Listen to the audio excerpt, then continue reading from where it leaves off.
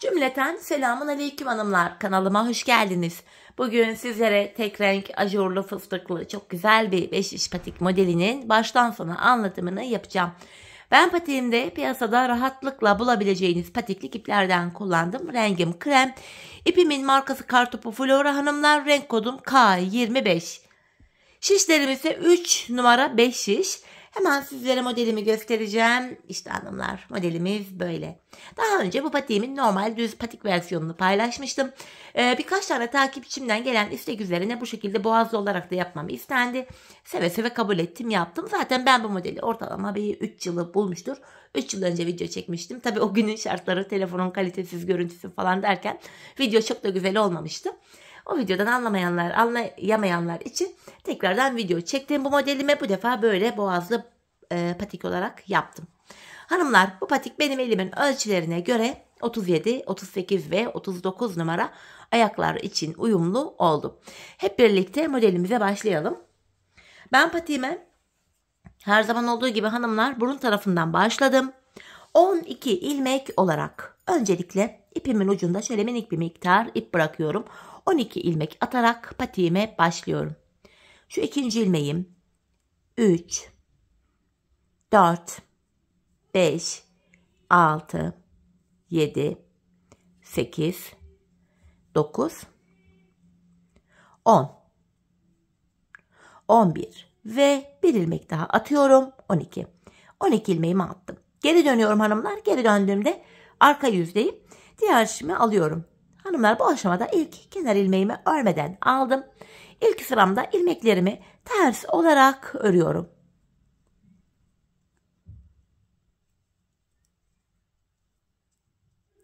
İlmeklerimin hepsini patiğimin ilk sırasında ters örüyorum.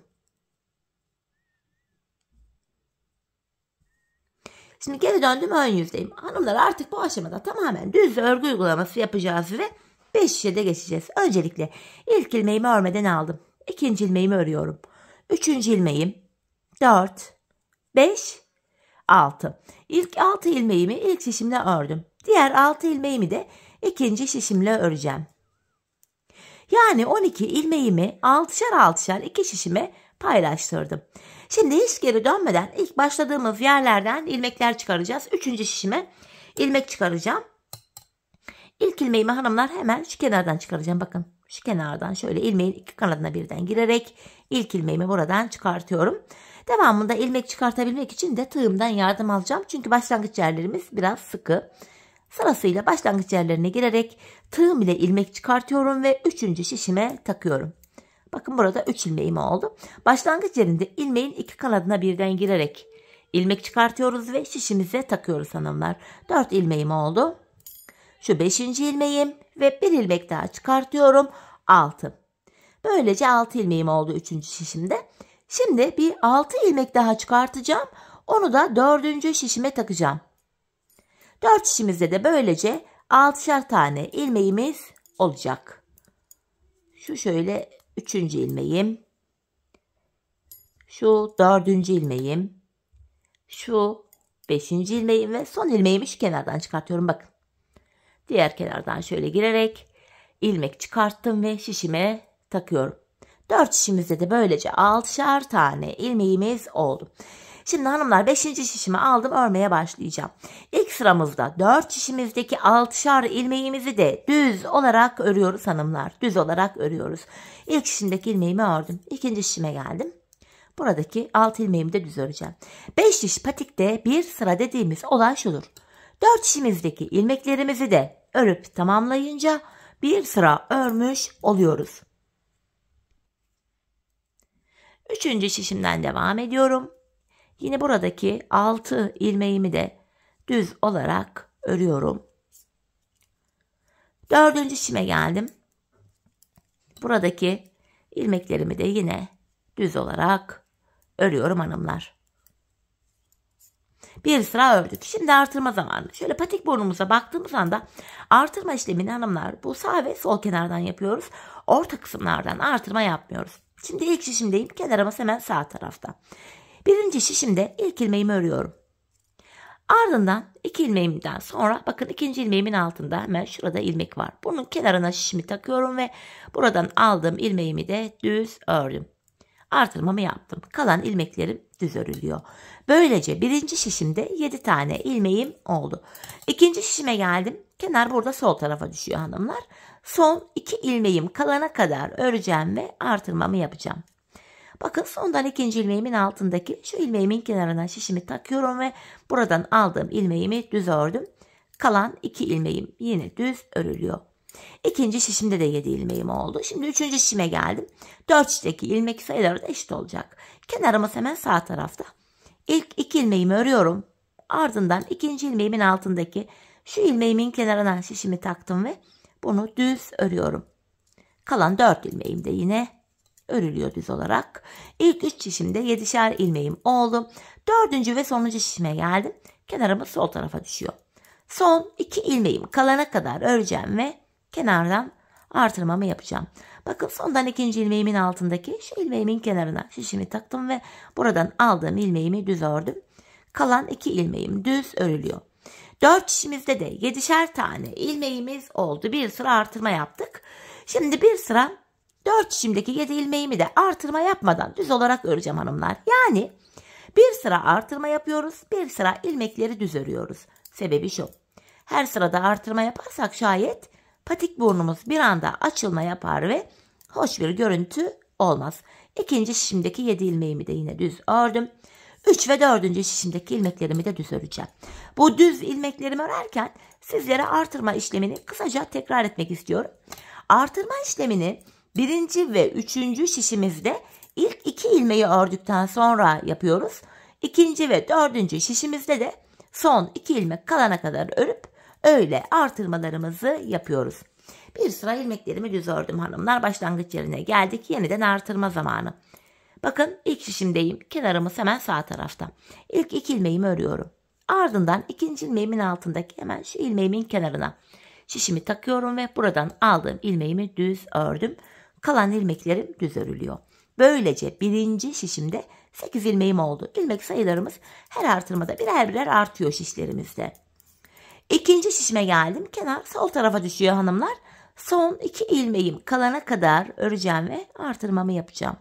Bakın sondan ikinci ilmeğimin altındaki şu ilmeğimin kenarına şişimi taktım ve buradan aldığım ilmeğimi düz ördüm. Kalan 2 ilmeğim düz örülüyor.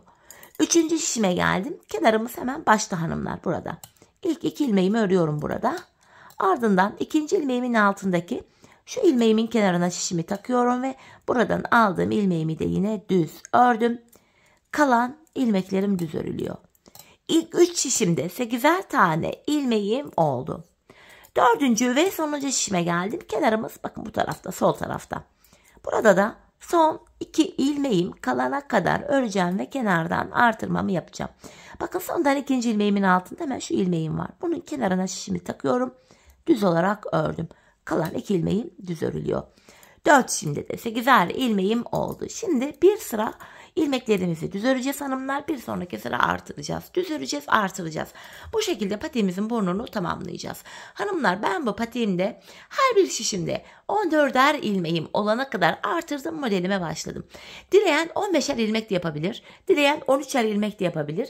Hani hiç fark etmiyor. Bu ölçülere göre tamamen değişiklik gösterebilir. Fakat tek renk ve ajurlu bir model olmasını da örerken lütfen göz önünde bulunduralım. Çünkü ajurlu ve tek renk modeller açılma özelliğine sahip. Şimdi hep birlikte artırmalarımızı yapalım gelelim hanımlar. Ardından birlikte modelimize başlayalım. Evet hanımlar ben her bir şişimde 14'er ilmeğim olana kadar artırmalarımı yaptım geldim. Artırmalarımdan sonra bir sıra düz örmedim. Hemen modelime başlayacağım. Öncelikle hanımlar ajurumun ilk sırasını yapıyorum. Bakın ilk sırada üçlü ajur yaptık. İkincisinde ikili, üçüncüsünde üçlü, dördüncüsünde yine ikili ajur yaptık. Böyle kaydırmalı ajur modelimizi kurduk. Şimdi üçlü ajurumuzu yapacağız. İlk olarak 5 ilmek düz öreceğim. 1, 2, 3, 4, 5. İlk ajurumu yapıyorum. Artırma yapıyorum hanımlar. Öndeki 2 ilmeğimin ikisini birlikte sola doğru kesim yapıyorum. Yani 2 ilmeğimin ikisini birden ördüm. İlk ajurumuzu yaptık. Model aralarında 6'şar tane ilmeğimiz var. 1, 2, 3, 4, 5, 6. Şimdi ikinci ajurumu yapacağım. İpimi şişime doluyorum. Öndeki iki ilmeği keseceğim. Burada bakın hanımlar ikinci şişimden ikinci ilmeğimi alıyorum. Bakın ikisini birlikte keserek örüyorum. Bu aşamada hanımlar ön bölümünde iki şişteki ilmekleri tek şişe takarak da patiğinizi yapabilirsiniz. Ben iki şişle devam edeceğim ön yüzde böyle. Kesimimi yaptıktan sonra yine 6 ilmek örüyorum. 1, 2, 3, 4, 5, 6. Artırma yapıyorum ve öndeki iki ilmeğimin ikisini birlikte keserek örüyorum. Üçüncü ajurumu da yaptım. Kalan 5 ilmeğimi düz olarak örüyorum. Ajurlu modelimin hanımlar ilk sırasını bu şekilde ön yüzde kurduk. Geldik patiğimizin tabanına. Patiğimizin tabanına ajurlu modelimizi kurmuyoruz. İlmeklerimizi tamamen taban kısmında düz olarak örüyoruz. Zaten ajurlu modeller patik tabanımız için uygun olmaz. Delik delik yani kullanışlı da olmaz. Tabanımdaki diğer şişime geldim. Yine buradaki ilmeklerimi de düz öreceğim. Hanımlar buralar düz olduğu için taban kısmı. Videonun devamında buraları çekmeyeceğim artık. Keseceğim. Sadece modelli tarafı göstereceğim. Sizler videonuzu durdur oynat yaparak patiğinizi kolayca yapabilirsiniz. Tabanımızı ördük hanımlar. Geldik patiğimizde ön yüze. Hanımlar bir sıra model kurulumu yapıyoruz. Ajur yapıyoruz. Bir sıra ilmekleri düz örüyoruz. Bir önceki sırada ajurlu modelimizi kurduğumuz için bakın bu sıramda ilmeklerimin hepsini düz olarak örüyorum. Tamamen düz örgü uygulaması yapıyorum hanımlar. Patiğimin ilk sırasında. İkinci sırasında. İlk sırada model kurmuştuk. Bir sıra ajur yapacağız. Bir sıra düz öreceğiz. İkinci şişime geldim. Yine buradaki ilmeklerimi de düz olarak örüyorum hanımlar. Tamamen düz örgü. Bakın ajur olan ilmeğimi de düz ördüm. Kesim yaptığım ilmeğimi de yine düz örüyorum. Bu şekilde ön yüzde böyle işlem yapıyoruz.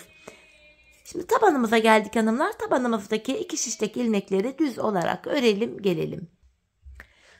Evet hanımlar tabanımı ördüm geldim. Yeniden ön yüzdeyiz. Ajurlarımız V şeklinde açılacak hanımlar. Toplamda bakın V şeklinde 3 sıradan oluşan ajurumuz var. Şimdi ikincisini yapacağız. Bu aşamada ilk 3 ilmeğimi düz öreceğim. 1, 2, 3. Şimdi sağa doğru kesim yapacağım hanımlar. Şu öndeki iki ilmeğimi alacağım. Sağa doğru kesim yapacağım. Bakın şu ikinci ilmeğin aradan girerek şu şekilde de kesim yapılabilir. Fakat ben böyle zorlanıyorum. Ya sağa doğru kesimimi şöyle yapıyorum. İkinci ilmeğimi alıyorum. İlk ilmeğimin önüne şöyle bırakıyorum ve ikisini birlikte keserek örüyorum. Ben sağa doğru kesimlerimi bu şekilde daha rahat yapabiliyorum. Sağa doğru kesim yaptım. İpimi şişime doladım. Bakın ilk ajurumu yaptım. Bir ilmek düz ördüm. Tekrar ipimi şişime doluyorum. V şeklinde açılacak. Çünkü ajurumuz ikinci ajurumu da yaptım. Bu defa öndeki iki ilmeğimi aynı anda keserek örüyorum. Yani sola doğru kesim yapıyorum. Sağ tarafta sağa doğru kesim. Sol tarafta da sola doğru kesim yapıyoruz. Şimdi arada 3 ilmeğimiz var. 1, 2, 3. İkinci ajurumu yapacağım hanımlar. Tekrar öndeki iki ilmeğimi alıyorum. Bakın ajurumun önündeki iki ilmek. Sağa doğru kesim yapacağım. İkinci ilmeğimi önden gelecek şekilde şöyle ilk ilmeğimin üzerine bıraktım. İkisini birlikte keserek örüyorum. Tekrar artırma yaptım. Yani ipimi şişime doladım. Bir ilmek düz ördüm. Tekrar ipimi şişime bir kere doluyorum. Öndeki iki ilmeği keseceğim. Bakın ilk ilmeğim ilk şişimdeydi. İkinci ilmeğim ikinci şişimden alarak şöyle kesiyorum. Yani dediğim gibi hanımlar ön yüzde iki şişteki ilmekleri tek şişte toplayarak da rahatça yapabilirsiniz. Şöyle ikisini birlikte şöyle kesiyorum. İkinci ajurlu modelimi de yaptım. Şimdi arada 3 ilmeğim var. 1, 2, 3. Bakın buradaki üçüncü ajurlu modelimi yapacağım hanımlar. Öndeki iki ilmeğimi yine alıyorum. Sağa doğru kesimimi yapıyorum. Ajurumu yaptım. Bir ilmek düz örüyorum. Tekrar ajur yapıyorum. Yani artırdım. Ve öndeki iki ilmeğimi keserek örüyorum. Üçüncü modelimizi de yaptık. Kalan 4 ilmeğimi düz olarak örüyorum. Bu şekilde. Şimdi tabanımızı düz olarak örelim gelelim. Evet hanımlar tabanımı ördüm geldim. Yeniden ön yüzdeyiz. Bakın bu aşamada bir önceki sırada ajurlarımızı yapmıştık. Bu sıramızda ilmeklerimizin hepsini düz olarak örüyoruz. Hepsini düz örüyorum. Bir sıra model kurulumu yapıyoruz. Bir sıra ilmeklerimizi düz olarak örüyoruz.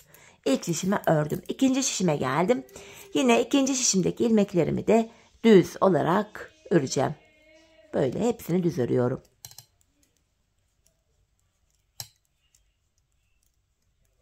Hanımlar tabanımıza geldik. Tabanımızı düz olarak örelim gelelim.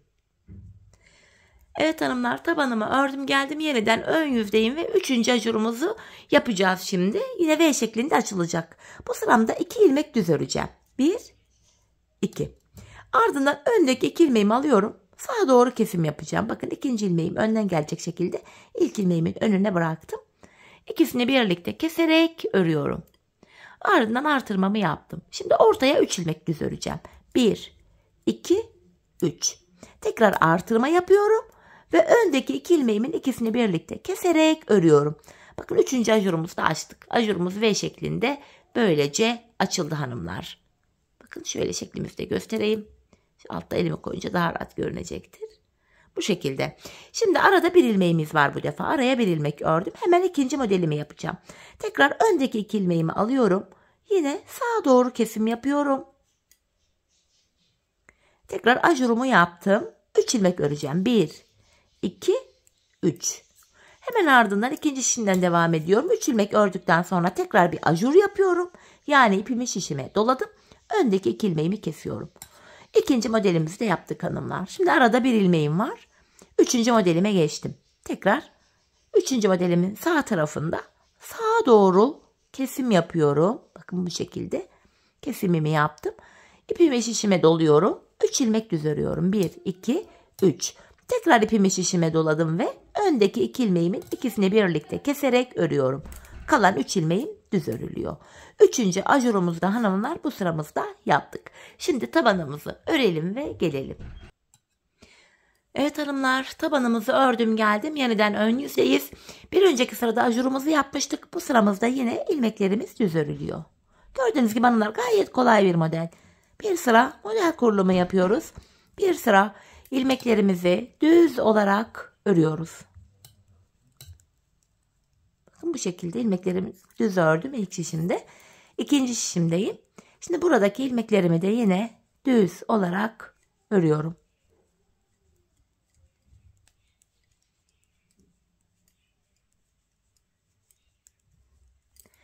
Şimdi tabanımızı düz olarak örelim ve gelelim. Evet hanımlar, tabanımızı ördüm geldim, ön yüzdeyiz. Bakın üçlü ajurumuzu tamamladık. Şimdi bu fıstıklarımızı yapacağız. 3. ajurumuzu yaptıktan sonra bir sıra düz örüyoruz. Hemen fıstığımıza başlıyoruz hanımlar. Bu fıstıklarımızı tığ ile yapacağız. Hemen tığımı hazırladım. Öncelikle hanımlar kenardan 5 ilmek öreceğim. 1, 2, 3, 4, 5. 5 ilmek ördüm. Bakın ilk ajurumun tam tepesine denk gelen ilmeğe fıstığımızı yapacağız buraya. Tığımı alıyorum hanımlar. Bu ortadaki ilmeğimin içinden tığım ile uzun bir ilmek çıkarttım. Sanki lif fıstığı yapar gibi. İpimi tığıma doluyorum. Aynı yerden ikinci kez ilmek çıkarttım. Bir kere daha ipimi tığıma doluyorum ve üçüncü kez aynı yerden ilmeğimi çıkarttım. Siz daha kabarık, daha büyük fıstık yapmak istiyorsanız 4 tane de yapabilirsiniz. Daha minik yapayım diyorsanız da 2 kere de yapabilirsiniz. Şimdi bu ilmeklerimin hepsini böyle tığım ile birlikte topluyorum. Hemen buraya bunu sabitledim. Bir tane zincirle topladım. Şimdi hanımlar bu fıstığımız arkaya kaçmasın, önde düzgün güzel görünsün diye bakın. Şöyle arkadan girerek, bakın arkadan giriyorum. Önden tığımı bu ilk fıstık yaptığım ilmeğin içinden şöyle çıkartıyorum ve buradan şöyle bir adet ilmek çıkartıyorum. Bunu böyle sıkıp tığımdaki 2 ilmeği topluyorum. Ve bu ilmeğimi şişime takıyorum. Bakın ilk fıstığımızı yaptık hanımlar. İlk fıstığımızı bu şekilde oluşturduk gördüğünüz gibi. Şimdi hanımlar devam edeceğiz. Arada sayarak gidelim. 1, 2, 3. Şöyle modelimizi de göstereyim. Bakın bu şekilde görüntümüz bu. 3 ilmek ördüm. Devam ediyorum. 4, 5, 6, 7. 7 ilmek ördüm. Bakın tam da ikinci modelimin bakın şu ilk ajuru burada. Tam tepesine aynı şekilde fıstığımı yapacağım. Yine de ilk fıstığımı yaptığım gibi bir ilmek çıkartıyorum. Bakın ilmeği biraz uzattım. İpimi tığıma doladım. Aynı yerden ikinci ilmek çıkarttım. Tekrar ipimi tığıma doladım. Aynı yerden üçüncü ilmeğimi çıkarttım. Üçünü birlikte şöyle topluyorum. Burayı şöyle birleştirdim. Bakın bir zincir çekerek birleştirdim. Şimdi arkadan girerek hanımlar bakın fıstık yaptım. Şu ilmeğin içine arkadan öne doğru giriyorum ve şuradan şöyle ipimle bir ilmek çıkarttım. Tığımdaki 2 ilmeği topluyorum ve ilmeğimi şişime taktım. İkinci modelimizi de yaptık. Şimdi arada yine 7 ilmeğim var. 1, birinci ilmeğimi ikinci şişimden devam ediyorum. Şu ikinci ilmeğim 3, 4, 5, 6, 7. Bakın yine 3. modelimin ilk ajurunun tepesine geldim. Buraya da yine aynı fıstığımı yapacağım. İlmeğimin içinden tığım ile bakın 3 ilmek çıkaracağım. Şu ikinci ilmeğim, şu da 3. ilmeğim. Şimdi bunların hepsini birlikte tığım ile topluyorum. Sonra bunun hepsini şöyle burada birleştirdim tepede. Tekrar arkadan şöyle öne doğru bu fıstık yaptığımız ilmeğin içinden girerek şöyle bir adet ilmek çıkartıyorum ve tığımdaki 2 ilmeği topluyorum. Bu ilmeğimi şişime taktım. Şişimde kalan 6 ilmeğim var. 6 ilmeğimi de düz olarak örüyorum hanımlar. Bu şekilde. İlk modelimizi tamamlamış oluyoruz. Gördüğünüz gibi hanımlar modelimiz, şeklimiz çok tatlı, çok şirin durdu bu şekilde. Şimdi patiğimizin tabanını düz olarak örelim ve gelelim. Evet hanımlar, tabanımı ördüm, ön yüze geldim. Bir önceki sırada fıstıklarımızı yapmıştık. Model kurduk yani. Şimdiki sıramızda yine ilmeklerimizin hepsini düz örüyoruz. Bakın fıstık yaptığım ilmeğimi de yine aldım, düz olarak ördüm. Bakın hanımlar, fıstığımız benim yaptığım şekilde böyle arkadan öne doğru girerek toplayınca bu şekilde kesinlikle arkaya doğru kaçmıyor. Bu şekilde gayet düzgün görünüyor. İlmeklerimizin hepsini bakın bu şekilde düz olarak örüyoruz. Buradaki fıstık yaptığım ilmeğimi de yine düz ördüm. Yanındaki bir ilmeğimi de düz olarak ördüm. Bu şekilde. Gördüğünüz gibi hanımlar fıstıklar içine kesinlikle kaçmıyor. Arkaya doğru kaçıyor bazen. Hani bu tarz modellerde yorumlar da geliyor. Benim fıstıklarım görünmüyor. Niye ters yüze doğru kaçıyor diye. Bu şekilde yaparsanız düzgün durur. Yine ikinci şişteki ilmeklerimi de düz olarak ördüm. Böylece hanımlar ilk modelimizi, böyle üçlü ajurlu modelimizi bitirdik. Bakın. İlk model bitti. Şimdi ikinci modele geçeceğiz. İkili olacak şekilde kuracağız. Altlardaki ajurlu modellerin tam ortalarına gelecek şekilde. Öncesinde patiğimizin tabanını düz olarak örelim, gelelim. Evet, ön yüzdeyiz hanımlar. İkinci ajura başlayacağız. İlk modelimizi yaparken, üçlü ajurumuzu kurarken yani 5 ilmek örüp öyle başlamıştık. Şimdi hanımlar 9 ilmek örüp ajurumuza öyle başlayacağız. 1, 2, 3, 4, 5, 6, 7, 8, 9. Bakın kenardan 9 ilmeğimi ördüm. Şimdi yine ikinci ajurumun, ikinci modelimin ilk ajurunu yapacağım. Artırma yapıyorum. Öndeki 2 ilmeğimin ikisini birlikte keserek örüyorum. İlk modelimi yaptım. Arada 6 ilmeğim var. 1, 2, 3, şu 4. ilmeğim. İkinci şişimden devam edeceğim. Şu 5. ilmeğim, şu da 6. ilmeğim. Tekrardan ipimi şişime doluyorum. Öndeki 2 ilmeğimi kesiyorum. İkinci modelimizi de kurduk. Şişimde hanımlar son 9 ilmeğim kaldı. Kalan 9 ilmeğimi de düz olarak örüyorum. İlk ajurumuzun ilk sırasını böylece yaptık. Şimdi tabanımızı örelim, gelelim. Tabanımızı ördüm hanımlar. Yeniden ön yüzdeyiz. Bir önceki sırada ajur modelimizi yapmıştık. Bu sıramızda ilmeklerimizi düz olarak öreceğiz. Hanımlar, bu aşamada bu ilk ajurumuzu yaparken ikinci şişimizden ilk şişimize bir ilmek almıştık. Şu anda birinci şişimde 15, ikinci şişimde de galiba 13 ilmeğim var. İlmekler böyle örerken kayabilir, fakat bilek ayrımı yaparken tekrardan 14'er ayıracağız. Bu kaymalar patiği bozacak diye gözünüzü korkutmasın. Herhangi bir bozulma falan olmuyor. Evet, ilmeklerimizi düz olarak ördük. Yeniden tabanımızı örelim, gelelim. Tabanımızı ördüm, ön yüzdeyiz. Şimdi ajurumuz V şeklinde açılmaya başlayacak. İkinci ajurlarımızı yapacağız. Bu sıramızda 7 ilmek düz öreceğim hanımlar. 1, 2, 3, 4, 5, 6, 7. Bakın bu ajurumun önündeki 2 ilmeğime kadar ördüm. Şimdi yine sağa doğru kesim yapacağım. İkinci ilmeğim önden gelecek şekilde şöyle ilk ilmeğimin önüne bırakıyorum. İkisini birlikte keserek ördüm. Artırma yapıyorum. Bir ilmek düz ördüm. Artırma yaptım ve öndeki 2 ilmeğimin ikisini birlikte keserek örüyorum. Bakın V şeklinde ikinci ajurumuzu yaptık. Model arasında şimdi 3 ilmeğimiz var. 1, 2, 3. Şimdi ikinci modelimi yapacağım. Hemen ikinci şişimdeyim. Bakın ajurumdan öndeki 2 ilmeğim burada. Bu ikisini birlikte sağa doğru kesim yapacağım. Şöyle ikinci ilmeği ilkinin önüne bırakıp ikisini birlikte keserek örüyorum. Artırma yaptım. Bir ilmek düz ördüm. Artırma yaptım. Öndeki iki ilmeğin ikisini birlikte keserek ördüm.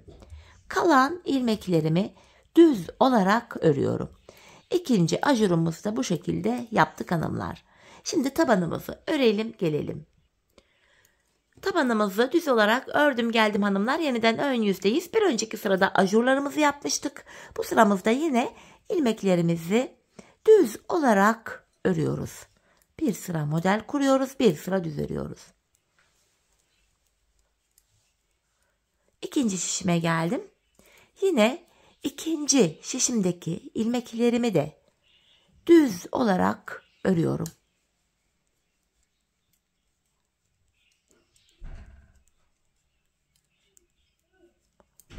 Bu şekilde. Şimdi tabanımızı örelim ve gelelim. Evet hanımlar, yeniden ön yüzdeyiz. Bu defa üçüncü ve sonuncu ajurumuzu açacağız. Bu aşamada hanımlar dilerseniz sayarak gidelim. İlk 6 ilmeğimi öreceğim. 1, 2, 3, 4, 5, 6. Öndeki 2 ilmeğimi alıyorum. Bakın üçüncü ajurumu yapmak için sağa doğru kesim yapacağım. İkinci ilmeğimi şöyle ilk ilmeğimin önüne bıraktım. İkisini keserek ördüm. Sağa doğru kesim yaptım. Artırma yapıyorum. 3 ilmek düz öreceğim. 1, 2, 3. Tekrar artırma yapıyorum. Öndeki 2 ilmeğimin ikisini birlikte keserek örüyorum. Üçüncü ajurumuzu yaptık. Şimdi arada bir ilmeğim var. Bunu ördüm. Şimdi hanımlar şu sonuncu ilmeğimi ikinci şişime alacağım. Çünkü ikinci ajurumuzu yapacağız. Burada bakın ajurumdan önde 2 tane ilmeğim var. Sağa doğru yine bunları kesim yapacağım. İlk ilmeğimi ikinci ilmeğimi ilkin önüne bıraktım. İkisini keserek örüyorum. Sağa doğru kestim. Artırma yaptım. 3 ilmek düz örüyorum. Artırma yaptım. Öndeki 2 ilmeği sola doğru kesim yapıyorum. Kalan ilmeklerim düz olarak örülüyor. Üçüncü ajurumuzu da böylece tamamladık. Şimdi hanımlar patiğimizin tabanını düz olarak örelim ve gelelim. Evet hanımlar, yeniden ön yüzdeyiz. Bir önceki sırada ajurlarımızı yaptığımız için bu sıramızda ilmeklerimizi yine düz olarak örüyoruz.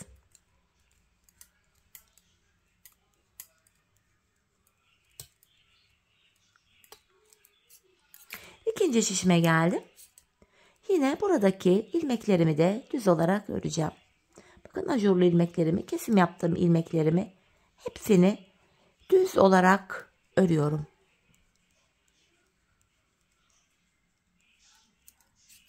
Şimdi patiğimizin tabanını düz olarak örelim ve gelelim. Evet hanımlar, yeniden ön yüzdeyim. Bakın ikili ajurumuzun 3. sırasını tamamladık. Bir sırada düz ördük. Tekrardan bakın buradaki fıstıklarımızı yapacağız. Yine öncelikle ilk 9 ilmeğimi öreceğim. Tam ortaya fıstığımı yapacağım. Bakın 3 ilmek oldu. 4, 5, 6, 7, 8 ve 9. Tam ortaya hanımlar, tam olarak bu ortaya fıstığımı yapacağım. Tığımı aldım elime. Ortadaki ilmeğimin bakın alttaki ilk ajurumun tepesine denk geliyor. Buradan yine bir ilmeğin içinden 3 ilmek çıkaracağız. Şöyle tığım ile bir tane ilmek çıkarttım, uzatıyorum. İpimi tığıma doladım. İkinci kez ilmek çıkarttım. İpimi şöyle tığıma bir kere daha doluyorum. Üçüncü kez ilmeğimi çıkarttım. Üçünü birlikte örüyorum. Şöyle üstten de şöyle sıkıştırıyorum, topluyorum. Fıstığım arkaya kaçmasın diye bakın şöyle tığım ile arkadan giriyorum. Şöyle fıstık yaptım, ilmeğin içine girdim ve buradan şöyle tığım ile bir ilmek çıkartıyorum. Burayı şöyle sıkıştırıp tığımdaki ilmekleri topluyorum. İlmeğimi şişime taktım. Bakın fıstığımızı yaptık hanımlar yine. Gördüğünüz gibi çok tatlı, çok şirin duruyor. Patiğe de çok yakışıyor bu tarz fıstıklar. Şimdi arada ilmeklerimi öreceğim. Şöyle şu birinci ilmeğim. 2, 3, 4. İkinci şişimden devam ediyorum. 5, 6, 7. Arada 7 ilmeğim var. 7 ilmeği ördüm. Bakın ikinci ajurlu modelimin de tam ortası şurası. Tepesine fıstığımı kuracağım yeniden. Buradan yine şu tepedeki ilmeğimin içinden bir ilmek çıkarttım. Şu ikinci ilmeği Şu da 3. ilmeğim. Üçünü birlikte topluyorum. Bir tane şöyle zincirle bunu sıkıştırdım, topladım. Arkadan girerek şöyle aynı ilmeğin içine girerek bir ilmek çıkarttım. Tığımdaki ilmekleri topluyorum ve ilmeğimi şişime taktım. Hanımlar, şimdi kalan ilmeklerimi artık düz olarak öreceğim. Böylece ikinci ajurlu modelimizi de tamamlamış olduk. Bir sıra düz ördükten sonra üçüncü ajurlu modele başlayacağız. Öncesinde tabanımızı düz olarak örelim gelelim. Evet hanımlar, tabanımı ördüm. Yeniden ön yüzdeyiz. Bir önceki sırada fıstığımızı yaptığımız için bu sıramızda yine bir kere ilmekleri düz öreceğiz. Çünkü her model kurulumundan sonra bir sıra düz örüyorduk. Bakın, fıstık yaptım, ilmeğimi de yine düz ördüm. Bu şekilde. Diğer şişime geliyorum. Yine buradaki ilmeklerimi de düz olarak örüyorum. Ardından bu tekrardan üçlü ajurumuzu başlatacağız. Hani baştan anlattım burayı ama kafanız karışmasın diye sizlere tekrardan nasıl kurduğumu anlatacağım. Şimdi tabanımızı düz olarak örelim ve gelelim. Evet hanımlar, tabanımızı ördüm geldim. Şimdi bakın, tekrardan ilk modeli yaptığımız gibi üçüncü modeli başlatacağız. İkisi de üçlü ajur. Aynı sayılarla aynı şekilde yapılıyor. Kafanız karışmasın diye sırasını yine göstereceğim size. İlk modelimizi yaparken 5 ilmek örüp öyle başlamıştık. Bakın, 1, 2, 3, 4, 5. İpimi şişime doladım. Öndeki 2 ilmeğimi kesiyorum. Aralarda 6'şar tane ilmeğim vardı. 1, 2, 3, 4, 5, 6. İkinci modelimi kuracağım. Yine ipimi şişime bir kere doluyorum. Öndeki 2 ilmeği keseceğim. Yine ikinci şişimden bir ilmek aldım. İkisini kesiyorum. İkinci ajurlu modelimizi de yaptık. Yine arada 6 ilmeğim var. 1, 2, 3, 4, 5, 6. Tekrar ipimi şişime doluyorum. Öndeki 2 ilmeğimi kesiyorum. Kalan 5 ilmeğimiz düz. Gördüğünüz gibi hanımlar, ilk ajurlu modelimizi nasıl yaptıysak bu üçüncüyü de aynı şekilde yapıyoruz. Model aynı. Bakın, 3 tane ajur var. Bu şekilde gördüğünüz gibi aynı sıralarla, aynı sayılarla yapılıyor. Bu şekilde hanımlar, bakın, bu aşamada kafanız karışacak olursa ilk modeli yaptığımız sıralamaları takip ederek üçüncü modeli de yapabilirsiniz. Üçüncü model bittikten sonra hani fıstığımızı yapıyoruz. Fıstıktan sonra bir sıra düz örüyoruz. Bu defa yine ikili ajurumuzu kuracağız. Bu ikili ajurun sayıları da bakın altta ikinci modelin sayılarıyla aynı şekilde yapılıyor. Yine burada da kafanız karışacak olursa ikinci ajurlu modelin sıralarını, sayılarını takip ederek yapabilirsiniz. Bazen bu tarz videolarda hepsini çekeydiniz, anlamadık falan deniyor. Hanımlar, ben her şekilde ilk 2 modeli baştan sona zaten anlattım. Şimdi aynı şeyleri tekrar anlatmanın bir gereği yok. Çünkü aynı model. Başka hiçbir fark, detay, hiçbir şey yok. Aynı modeli tekrar kuruyoruz. Dediğim gibi videonun başına gelerek 1. ve 2. modelin sıralamalarını takip ederek 3. ve 4. modeli de kolayca yapabilirsiniz. Önemli olan videoyu başa getirip sıralamaları izlemek. Bu sonuncu modelimiz de bittikten sonra yine bu fıstıklarımızdan sonra yine bir sıra 4 şişimizdeki ilmeklerimizi düz örelim gelelim hanımlar. Ardından birlikte boğaz kısmına başlayalım. Evet hanımlar, patiğimin ön bölümünü tamamladım ve geldim. 3. modelimi tamamladım. Sonra 4. modelimi de ördüm. En son fıstığımdan sonra da yine bir sıra 4 şişimdeki ilmeklerimi düz ördüm ve geldim. Şimdi haroşalı boğazımızı yapacağız. Öncelikle ilk şişimdeki 14 ilmeğimi düz olarak öreceğim. Bu arada hanımlar, ajurlarınızı yaparken ilmekler kaymış olabilir. Hani şişlere yeniden 14'er paylaştırmanızda fayda var. Bakın, hatta ilmek bile kaçırdım, geri toplayayım. Bu arada kaçan ilmeklerin nasıl toplanacağını da şöyle göstereyim, olabilir böyle kazalar. Bakın, ilmeklerimi geri topladım. İlk şişimdeki 14 ilmeğimi örüyorum. Bakın, bu şekilde. Şimdi ikinci şişime geldim. Haroşalı boğazım için hanımlar, ikinci şişime şöyle 7 tane ilmek atacağım. Bakın, şu ikinci şişime 7 ilmek atıyorum. 1, 2, 3, 4, 5, 6 ve 7. 7 ilmek attım. Şimdi hanımlar, burada haroşalı boğazımızı yapacağız. Örgümüzün hem ön hem arka yüzünde düz örgü örünce haroşa oluyor. Hem ön hem de arka yüzde ters örgü örünce yine haroşa oluyor. Ben örgümün her iki tarafında da düz örgü örerek haroşalarımı elde ediyorum. Şimdi 7 ilmek atmıştım. Şişimde de 14 ilmeğim vardı. 7 ilmek daha attım. 21 ilmek oldu. Tekrardan kesimler yapacağız haroşalı boğaz yaparken. Tekrar şişimizde 14 ilmek kalacak. İlk ilmeğimi şöyle örmeden aldım. İkinci ilmeğimi örüyorum. Haroşa örgü hanımlar, düz örgü uygulaması yapıyorum. Şu 3. ilmeğim. Şu 4. Şu 5. ilmeğim. Şu 6.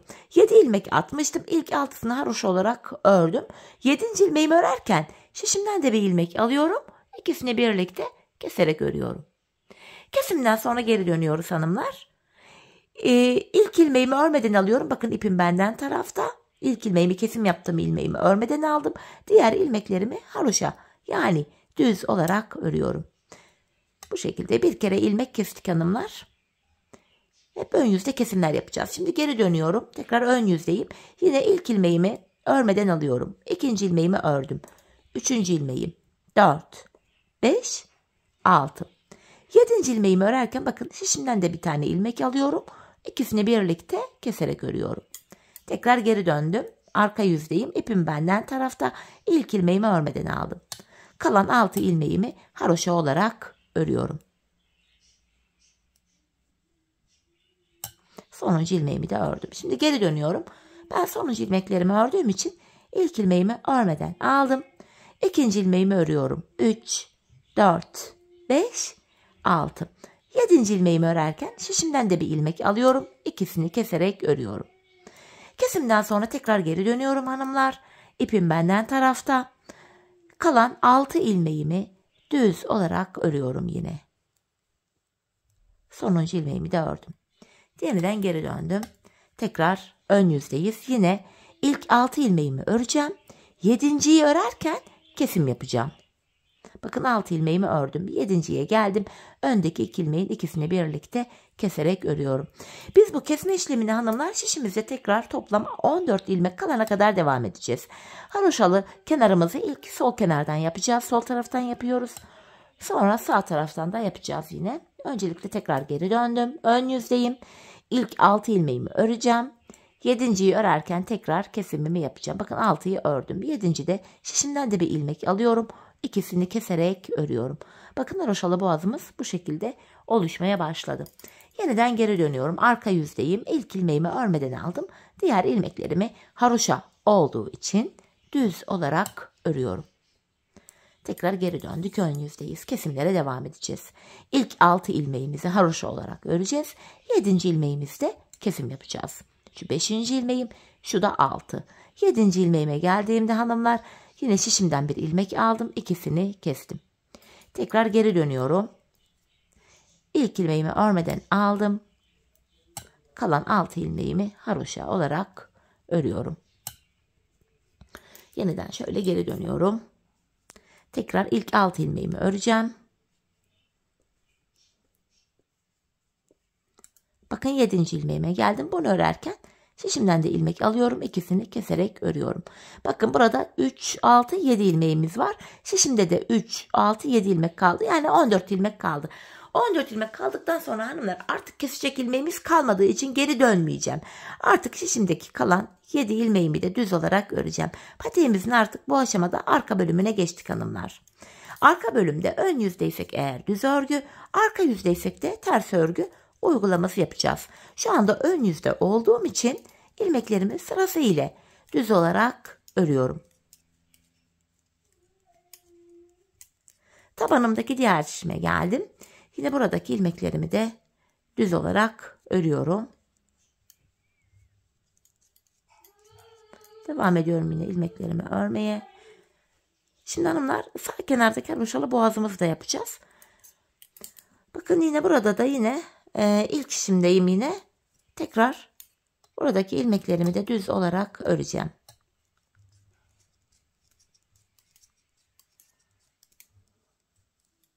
Şimdi sağ kenarımızı yapacağız hanımlar. Sonuncu ilmeğimi de yine ördüm. Bakın bu aşamada buraya 7 ilmek atarak haroşalı boğazımızı oluşturmuştuk. Tekrar buraya da 7 ilmek atılarak yapılır mı? Yapılır. Ama sonradan dikiş işleri falan girer araya. O dikiş işlerine falan hiç girmeye gerek kalmayacak. Yapacağımız işlem şöyle. 7 ilmek attığım yerden 7 ilmek çıkaracağım. Bakın burada model bütünlüğü sağlansın diye ilk ilmeğimi ilk şu kenardan çıkarıyorum. Bakın şişim ile buraya girdim.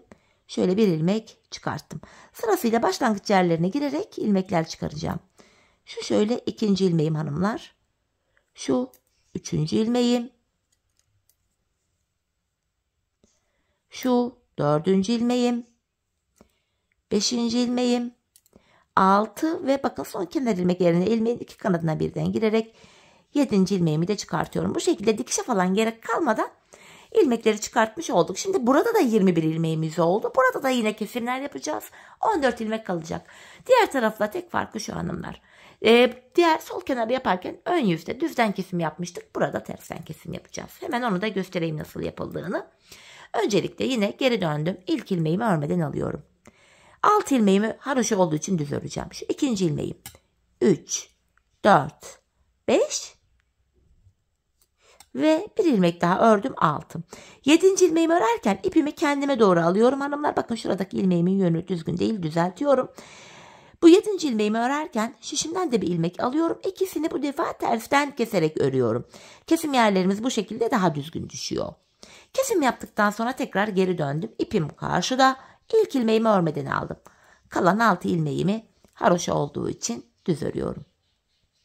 Tekrar geri döndük. Arka yüzdeyiz. Yine kesimimizi yapacağız hanımlar. Öncelikle kenar ilmeğimle birlikte toplam 6 ilmek haroşamı öreceğim. 4, 5, 6. 7. ilmeğimi örerken bakın ilmeğimin yönü düzgün gelmediği için düzelttim. Şimdiden de bir ilmek alıyorum. İkisini tersten keserek örüyorum. Kesimden sonra yeniden geri döndüm.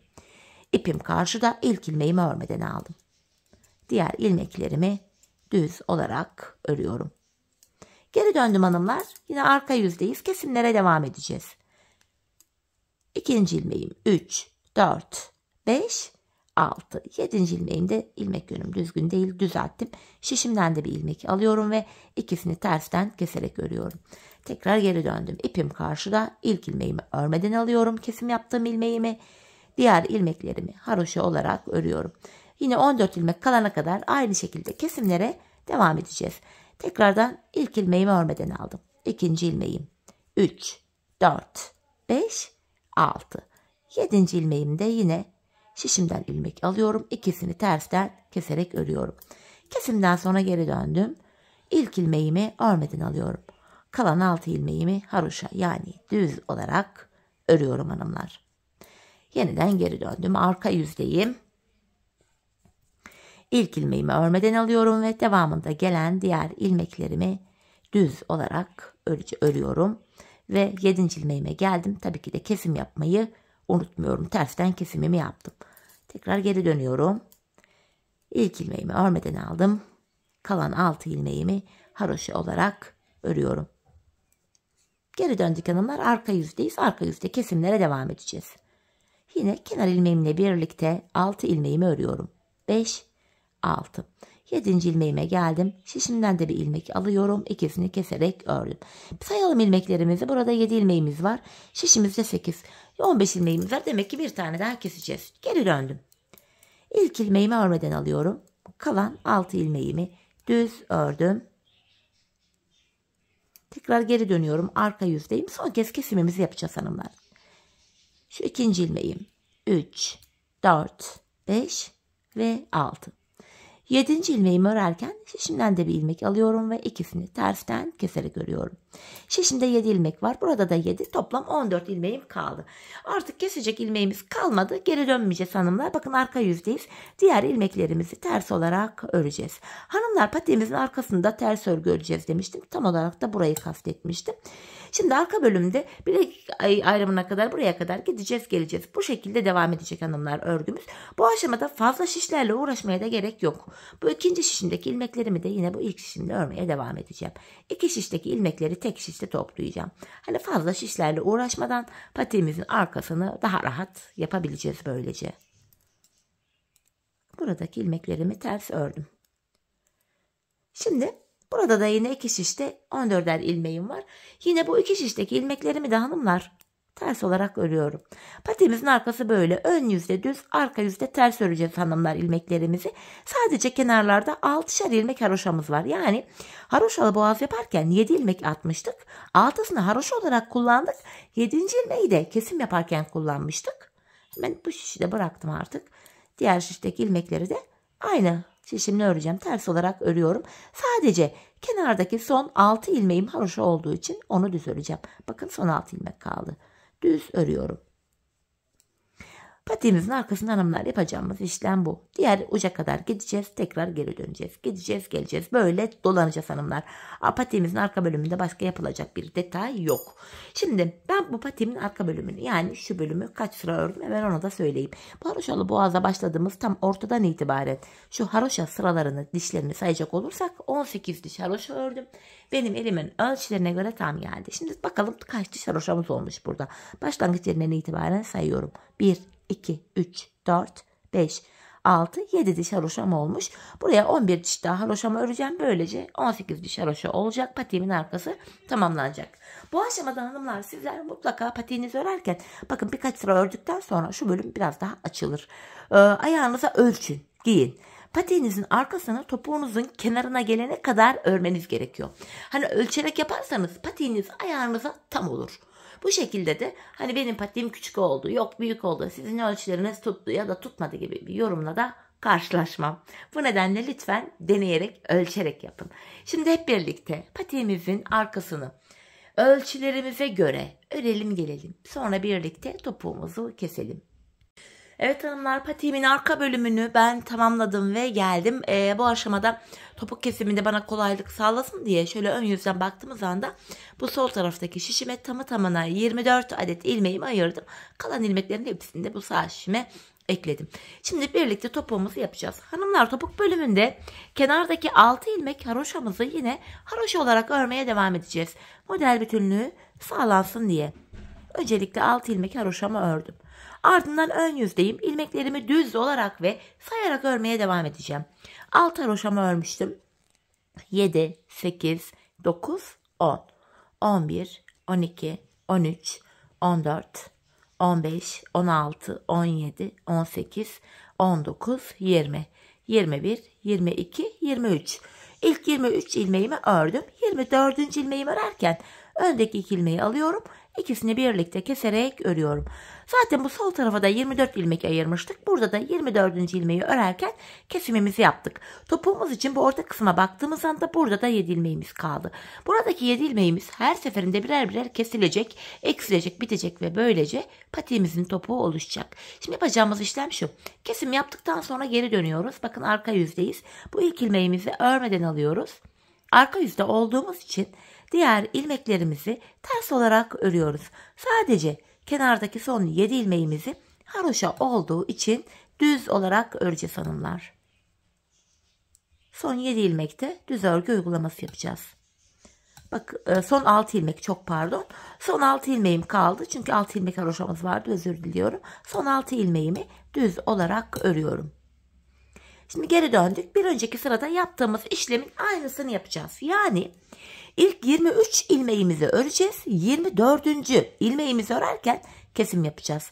6 haroşamı ördüm. Yine sayarak gideceğim. 7, 8, 9, 10, 11, 12, 13, 14, 15, 16, 17, 18, 19, 20, 21, 22, 23. Bir önceki sırada olduğu gibi yine ilk 23 ilmeğimi ördüm. 24.'ye gelince şu öndeki ikisini alıyorum ve ikisini birlikte keserek örüyorum. Bir önceki sırada bu arada 7 ilmeğimiz vardı. Kesimden sonra hanımlar bakıyoruz 6 ilmek kaldı. Yani bir ilmek eksildi.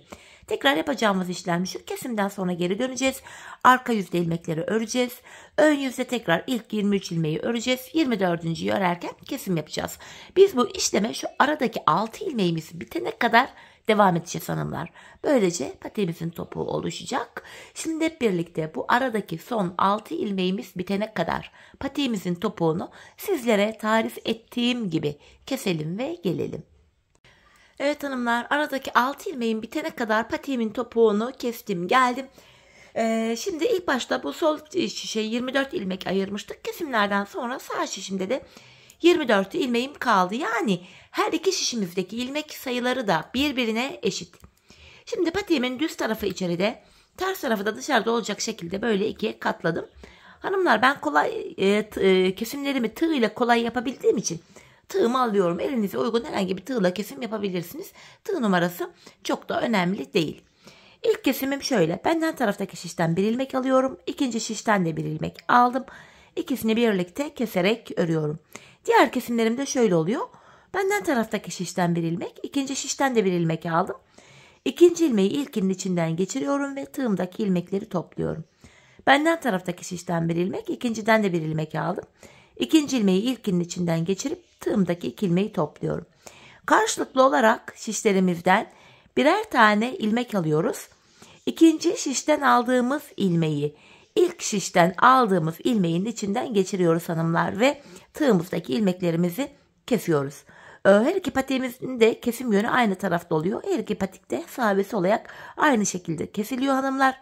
Herhangi bir fark yok. Zaten gizli kesim olduğu için de kesim yeri çok da belli olmuyor. Sizler bildiğiniz farklı topuk kesim yöntemleri varsa onları da uygulayabilirsiniz. Yani ben bu tarz topuğu çok beğeniyorum. Ayaktan çıkmıyor. Ayakta sade güzel duruyor. Bu nedenle bunu kullanıyorum. Hani dediğim gibi herkes farklı tarz sevebilir. Sizler bildiğiniz farklı topuk yöntemlerini de uygulayabilirsiniz. Bu şekilde ilmeklerimi sırasıyla sizlere gösterdiğim gibi kesiyorum. Önce birinci şişindeki ilmeği aldım, sonra diğerini. Bu ikinci şişten aldığım ilmeği ilkinin içinden geçirip tığımdaki ilmeklerimi topluyorum. İki şişteki ilmek sayıları da eşit olduğu için ilmeklerimiz aynı anda kesilip bitiyor. Bakın hanımlar, üçer ilmeğimiz kaldı. Yine bunları da alıyorum sırasıyla. Kesimimi yapıyorum. Son birer ilmeğim kaldı. Burada da yine aynı şekilde ikinci ilmeğimi alıyorum. Şöyle şu ilk ilmeğimde. İkinci ilmeğimi alıyorum. İlk ilmeğin içinden geçireceğim. Bir ilmek bir yarım geldi şu an.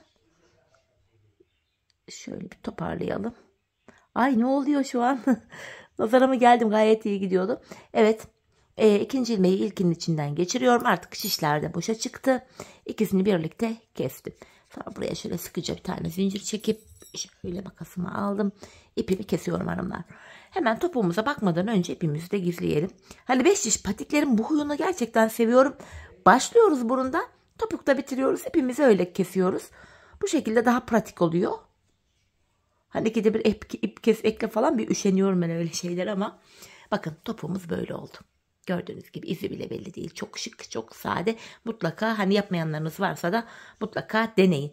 Evet hanımlar, görüntü itibariyle patiğimiz bu. Hemen bir de manken ayağıma getireceğim. Manken ayağımızda görelim patiğimizi.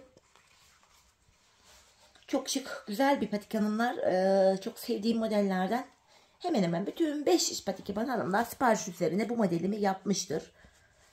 Bunu 3 yıl öncesinden tasarlamıştım. Gayet de tuttu yani. Sevilen bir model oldu. Fakat boğazlı bir şekilde de istendi. O yüzden yeniden video çektim. Bakın iyi ki de videomu çekmişim. Gayet güzel oldu patiğimiz. Böyle fıstıklı, ajurlu, tam çeyizlikte oldu. Patiğimizin tabanı. Hemen topuk kısmında göstermek istiyorum. Bakın patiğimizin arkası da çok şık, sade, güzel görünüyor. Evet hanımlar, yine birlikte güzel bir modelin daha sonuna geldik. Umarım sizlere faydalı, hoş bir video olmuştur. Yeni modellerde, yeni videolarda buluşmak dileğiyle. Şimdilik hoşça kalın, sağlıcakla kalın.